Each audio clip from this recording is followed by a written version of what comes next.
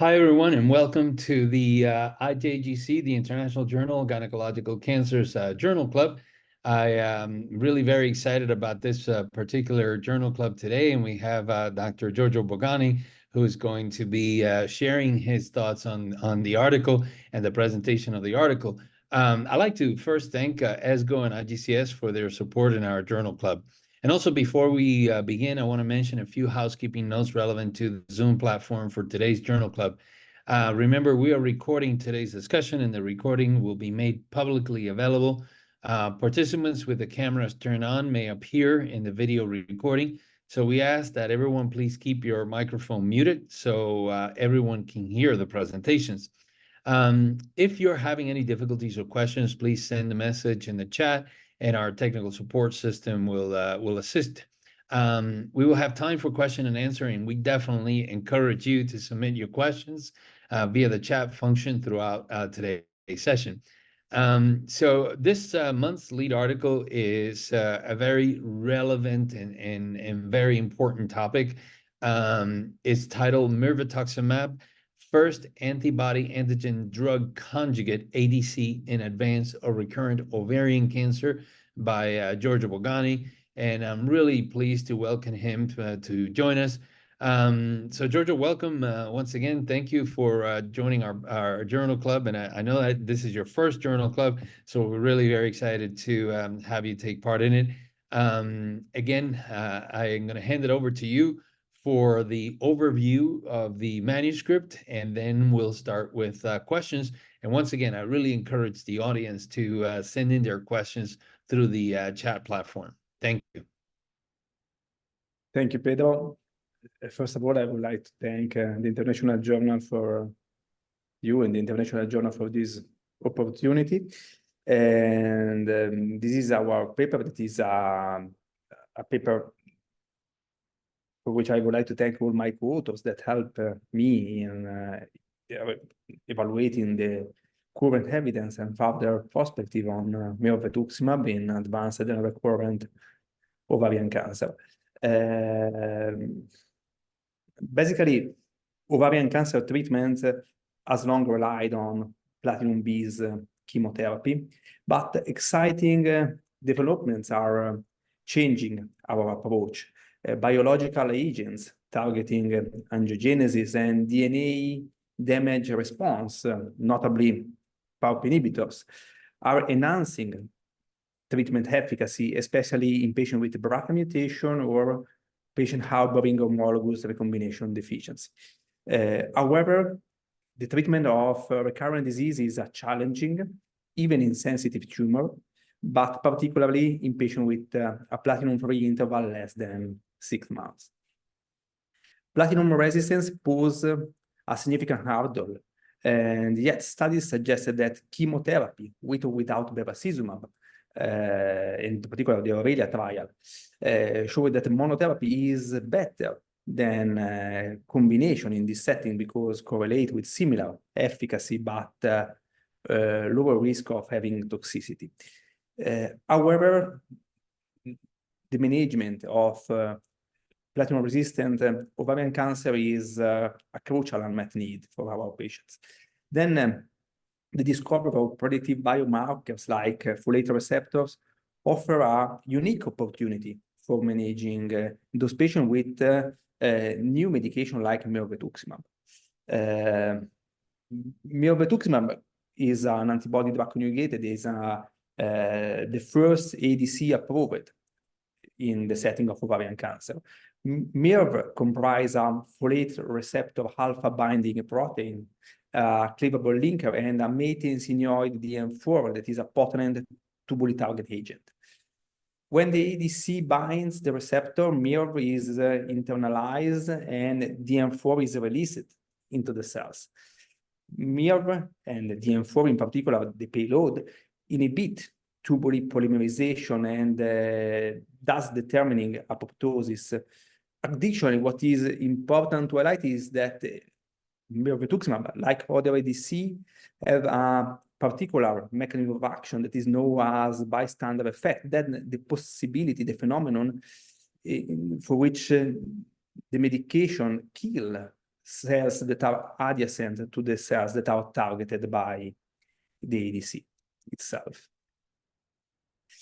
The history of mirvetuximab started in 2017, and preclinical studies demonstrated the efficacy, the anti-tumor activity of mirvetuximab alone or in combination with other agents in different settings of ovarian cancer, but in particular in the platinum-sensitive, in the platinum-resistant disease.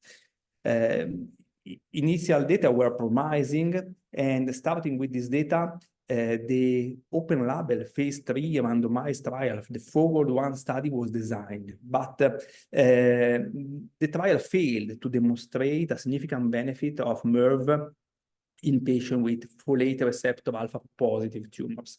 And starting to the data achieved by the Forward 1 study, other two important studies were designed, the Soraya and the Mirasol.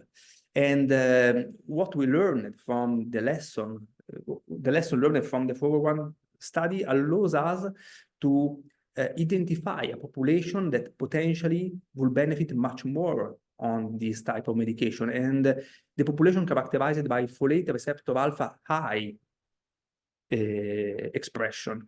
And then the Soraya trial supported the high anti-tumor activity of MIRV in this setting. And in 2022, the FDA granted accelerated approval for MIRV for patients with folate receptor alpha positive high platinum-resistant ovarian cancer with 1 to 3 prior systemic treatment regimen. Then recently, the Mirasol trial confirmed those data. The Mirasol was a phase 3 trial performed in the setting of platinum-resistant disease. More than 450 patients were enrolled, and data suggested that mirvetuximab improved progression-free survival, overall survival, and objective response rate in comparison to single-agent chemotherapy. Additionally, another point that we have to highlight is that the FDA also approved the Ventana for HER1 companion diagnostic for the identification of patients with high level of folate receptor alpha, basically those with folate receptor alpha expression equal or greater than 75%. And this is our visual abstract.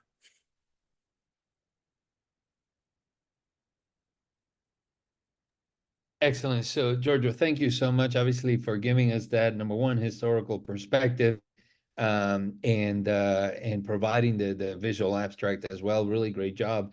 And I wanted to start asking question regarding the eligibility for patients. You know, you mentioned that a lot of the work has been done in platinum-resistant patients. If presumably a platinum-sensitive patient also has folate receptor positivity, why not use it in a platinum-sensitive patient? There are accumulating data on patients with a platinum-free interval less than 6 months, and in this setting we have positive study like the Soraya and the Mirasol, as I mentioned, but also we have preliminary experience in the setting of a patient with a platinum-sensitive disease characterized by a platinum-free interval higher than 6 months. The Forward 2 study, that is a multi-cohort studies in this setting, tested and reported preliminary data on the association of mirvetuximab with BEV and with carboplatin. The results seems very encouraging. However, those data are characterized by a small sample size, and for this reason, few studies, the Piccolo, the phase 2 Piccolo, Mirova, but also the phase 3 Gloriosa were designed in order to demonstrate the significant benefit of adding mirvetuximab even in the setting of platinum-sensitive.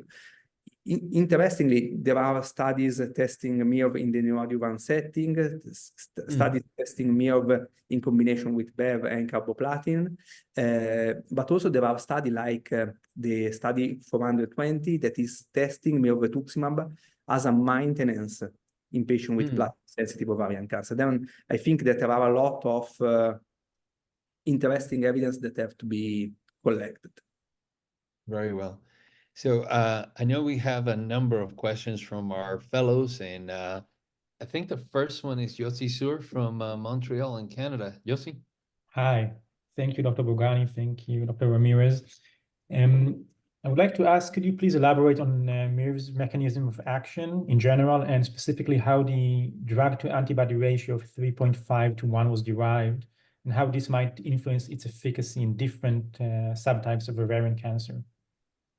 Yes, basically, as I mentioned, MIRV is an ADC that comprises a folate receptor alpha antibody, the linker, and the payload that is DM4. Basically, DM4 working, disrupting microtubule assembly, resulting in G2M cell cycle arrest, thus determining apoptosis. Looking at the field in the setting of antibody-drug conjugated, one of the most important point is to assess the drug-to-antibody ratio, because this measures the efficacy of an ADC. Basically, the drug-to-antibody ratio is the average number of drugs, and in this case, the payload, the DM4, linked to each antibody.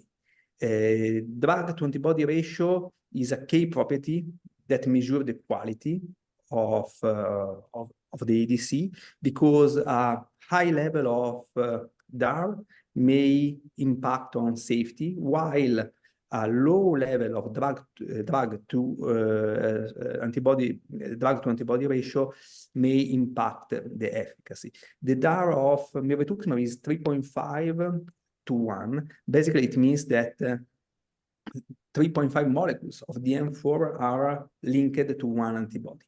This concentration help the affinity of mirvetuximab to be specifically linked to the surface of cell expressing folate receptor alpha without increasing the risk of developing side effect.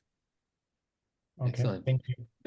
Josie, thank you for that question. And again, I'd like to encourage those of you in the audience, if you have any questions, to please put them into the chat. Just as a follow-up, as I was listening to Josie's question, do we have any data on potential folate receptor positivity and potential use of mirvetuximab in the setting of low-grade ovarian cancer? Right now, not yet. The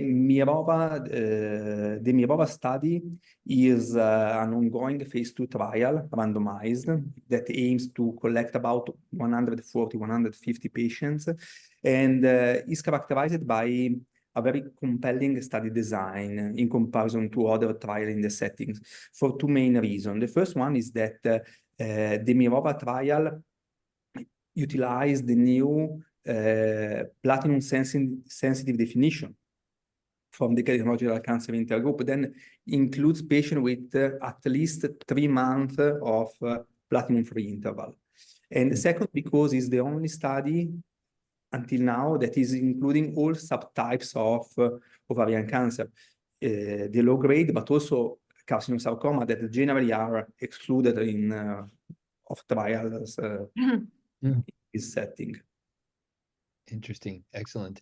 So now we have a question from, I believe, Elena Olearo from Italy also. Yeah, that's correct. Thank you, Dr. Ramirez, and thank you, Dr. Bogani, for your outstanding presentation. I would like to know... Elena, if it's easier, you can ask him in Italian. Oh, okay. Of course. Nessun problema. Okay, but in order to better share with the audience... Yes, please. Thank you. I was guessing, considering the relevance of the folate receptor alpha expression on the effectiveness of MIRV for platinum-resistant patient, do you think is it recommendable or advisable to always get a biopsy of recurrent tumor tissue before offering mirvetuximab? And are there any data on the folate receptor different expression between primary disease and recurrence? It is a really compelling question because we are Italian, and I was gonna say that's a very good question. Yeah, yes, Giorgio, what's the answer?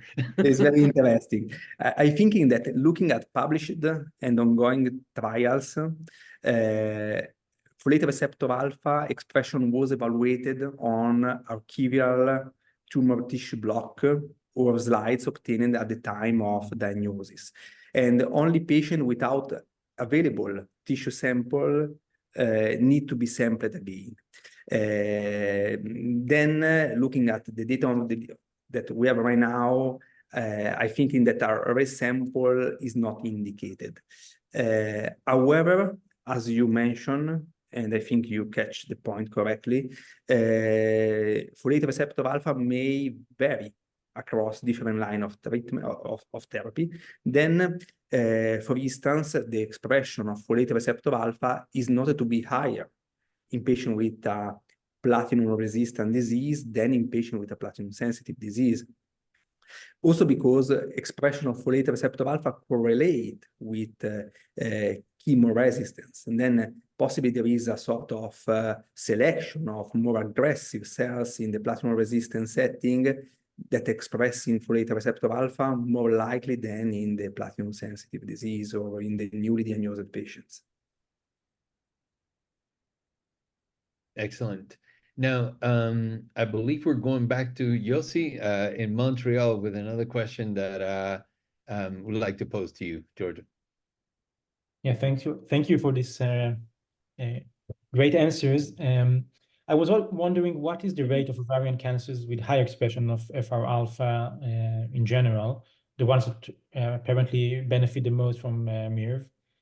And do you know if this rate of expression is similar to like in other gynecological malignancies? And are there any trials, past or present, testing the efficacy of MIRV in other malignancies? And if not, do you think it would be valuable to design your trials in this regard, in regard to the future trials? Thank you for this outstanding question too. I think in that there are growing evidence showing that various types of solid tumors, in particular ovarian cancer, but also endometrial cancer, non-small cell lung cancer, and triple-negative breast cancer are expressing folate receptor alpha.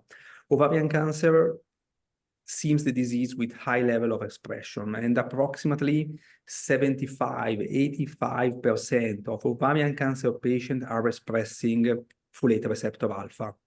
But among those, only 35–40% are expressing high level of folate receptor alpha. Then when I mention high level, I mention the prevalence of positive tumor cell that is higher than 70% at immunohistochemistry.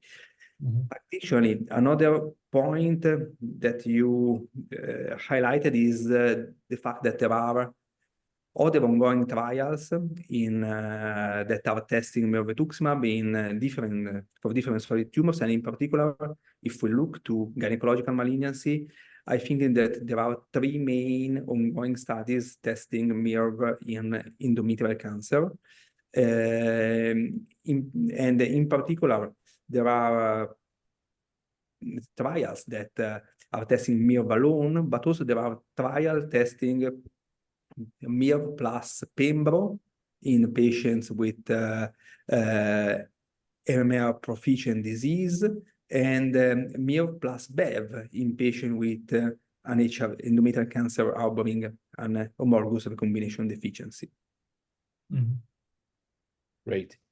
Now, Giorgio, as I hear you talking about these trials, and of course, obviously, all in support of innovation and obviously new opportunities for our patient, we need to talk about cost. And, you know, recently I learned that one dose of mirvetuximab costs $34,000. And if we are looking at combining mirvetuximab with pembrolizumab, potentially at some point with potentially bevacizumab, what's the cost and what is the implication on regions of the world? Right now, I'm in a conference in Colombia where we basically are saying this is basically impossible for these patients to get access to these really innovative treatments. Yes, I agree with your thoughts. I think in that cost represent an important topic that we have to discuss in the field of oncology, and in particular when we discuss about new drugs, but also when we discuss about new strategy. I agree with you regarding the cost of MIRV that are very important, and as we discussed before, patients are going to receive 8 milligrams per kilo every 3 weeks. And there are studies that are testing MIRV in the maintenance setting. Then obviously those costs the cost will be impressive.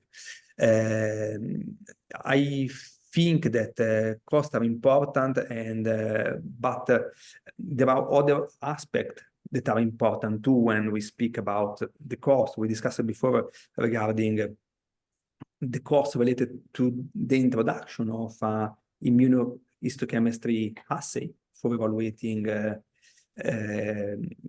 folate receptor alpha expression, the need of an ophthalmologist, because although the safety profile of MIRV is overall very good and most of adverse events are reversible, we need a strong collaboration with ophthalmologists, and even in high-income setting, in small center will be difficult to implement this type of medication.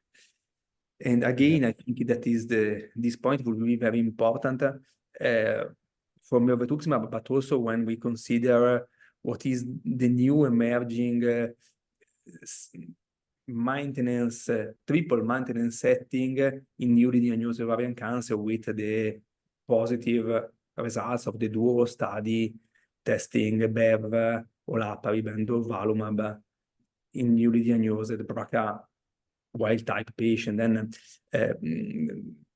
I think that our government have to speak a lot about this.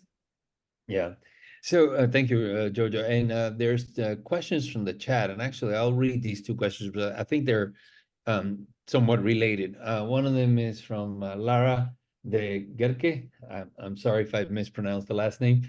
And then another one's from Albert Jacob. And Lara asked, I have a question. Is a consensus about the percentage as considered as positive? Should it be different from one study to the other in terms of like percentage expression of the folate receptor? And Albert asks, in the abstract, there was a mention of change in results with change of assay for receptors. What is the test we should do for evaluation of folate receptor status? And is there scope for error in this as well as other receptor studies? Yes, and possibly I can answer those questions together. I think that I have to do a step backward to 2017, and because when the Forward 1 study was designed, in order to include as much patients as possible, the Forward 1 study used an immunohistochemistry assay, the 10-pair magnification, that basically evaluate, consider positive all tumors with at least 50% of tumor cells with an observable staining at 10-pair magnification. And as we mentioned before, the Forward 1 failed to demonstrate the beneficial effect of MIRV. And using the new assay, the PS2+, that is a positive staining 2+ score, that was adopted also by the Ventana system, we noted that only 35% of patients included in the Forward 1 study were really positive to folate receptor alpha. Then I think in that testing is of paramount importance for the selection of for the right patient for the right treatment. I think in the light of the genomic cause that characterize ovarian cancer, it is difficult that a single treatment fit for all. And basically using immunohistochemistry and using the right test that right now is the Ventana Folate 1, we have the possibility to identify patients with a high expression of this receptor and then identify patients who deserve to be treated with MIRV and patients who did not. Very well. So now we go to the Canary Islands. Beatriz Navarro, she'll have 2 questions for you. So Beatriz? Yes, thank you. My first question is, how does the safety profile of mirvetuximab, particularly when used as a single agent or in combination regimens, impact its potential integration into current clinical practices for the treatment of ovarian cancer?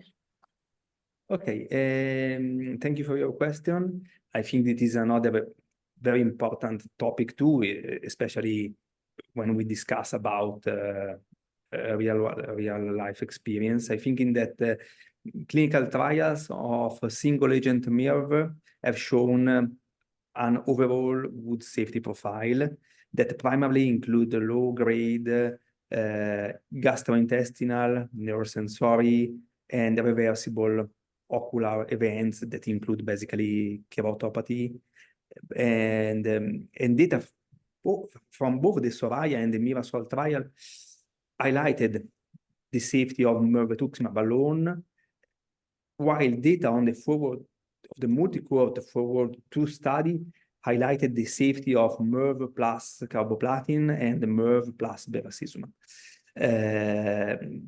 Generally, even in combination, MIRV seems well tolerated, and according to the data that are available right now, no new safety signals were reported in combo studies.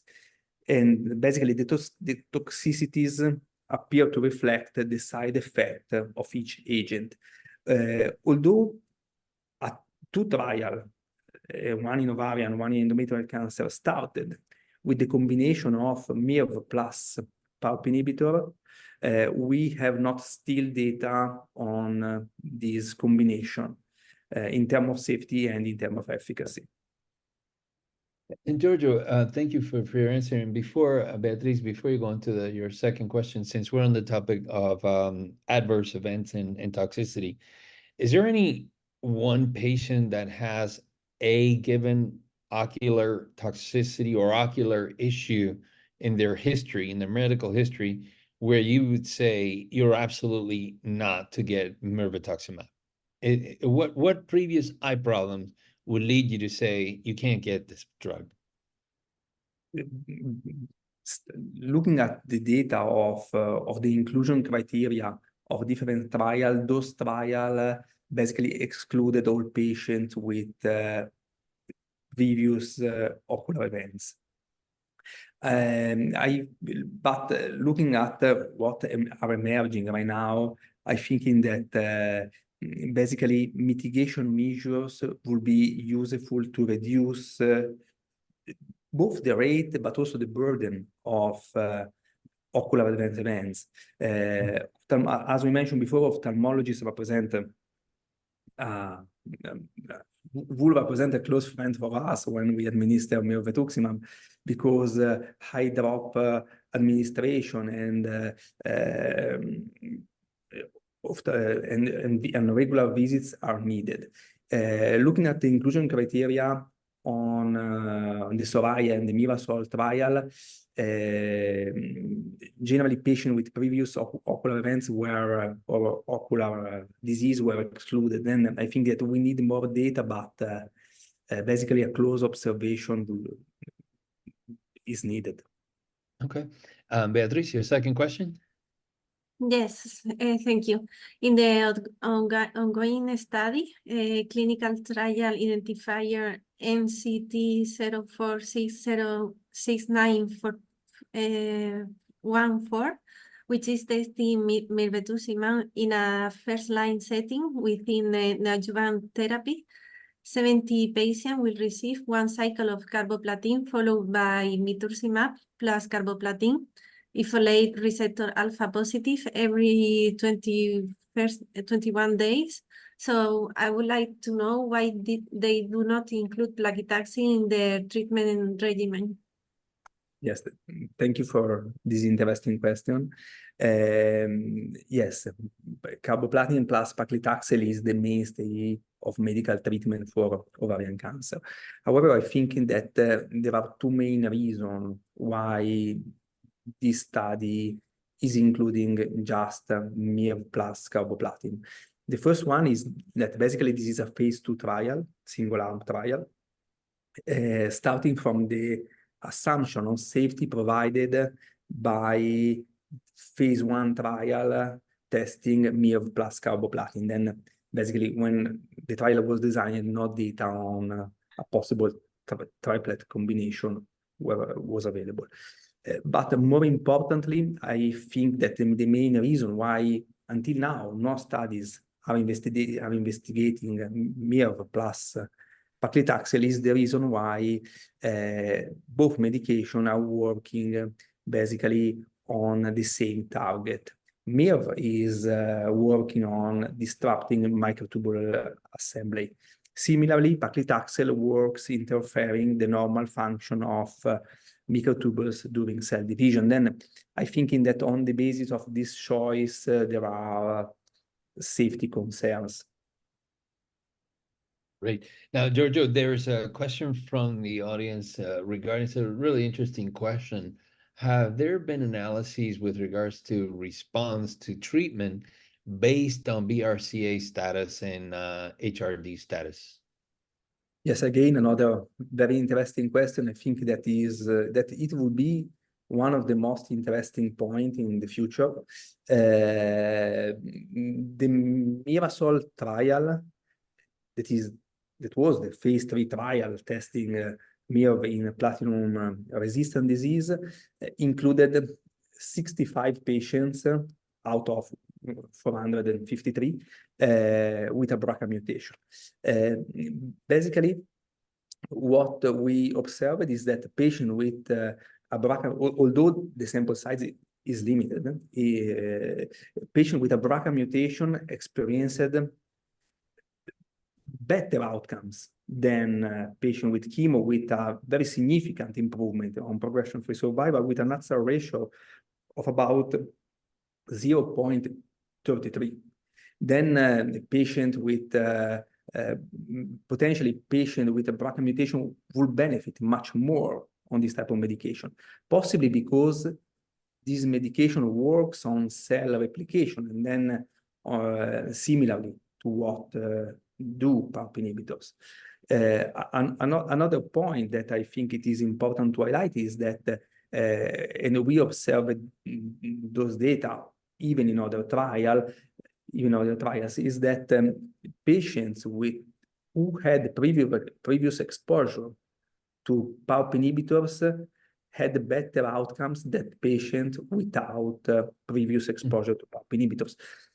Basically, potentially, we have not strong data, but potentially patients who received PARP inhibitors are more likely to have a BRCA mutation or a homologous recombination deficiency.